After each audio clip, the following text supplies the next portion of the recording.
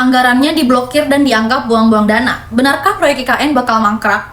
Sourcers, belum lama ini banyak berita yang menarasikan kalau anggaran proyek IKN diblokir pemerintah. Nah, emangnya kenapa ya diblokir? Apa karena beneran buang-buang anggaran? Setelah ditelusuri, rupanya pemblokiran anggaran untuk IKN ini katanya sih hanya sementara. Menurut anggota Komisi 2 DPR RI fraksi PKB, Indra Jaya, pemangkasan anggaran IKN dari 60,6 triliun rupiah menjadi 14,87 triliun rupiah ini bertujuan untuk mempercepat program makan bergizi gratis. Indra Jaya menambahkan kalau pemblokiran ini merupakan mekanisme umum yang biasa terjadi di awal tahun anggaran. Namun yang jelas, anggaran yang diblokir itu katanya di luar operasional dan belanja pegawai. Lalu apakah proyek IKN ini bakal mangkrak? Ya, Minsos harap sih proyek ini nggak mangkrak dan bisa tetap berjalan pembangunannya. Mengingat proyek IKN ini telah menghabiskan dana hingga 89 triliun rupiah. Meski begitu, banyak keterlambatan yang terjadi di dalam proyek IKN. Misalnya kayak salah satu vendor pemasangan tangga di rumah dinas, yang mengeluhkan soal pembangunan rumah dinasnya belum juga sampai di tahap pemasangan keramik. Padahal mereka sudah tiba berhari-hari untuk memasang tangga. Hal ini membuat pihak vendor harus merogoh kocek pribadi untuk keperluan pekerjaannya. Bahkan dikatakan pihak Rai Lingku ini rugi sampai ratusan juta. Masang keramik aja delay, gimana mau ngadain taksi terbang dan tiang listrik yang bisa berbicara? Selain lamanya proyek pembangunan yang membuat para ASN batal pindah di Januari 2025 ini, netizen juga menyoroti beberapa tempat di IKN yang mulai tak terawat hingga ditumbuhi tanaman liar.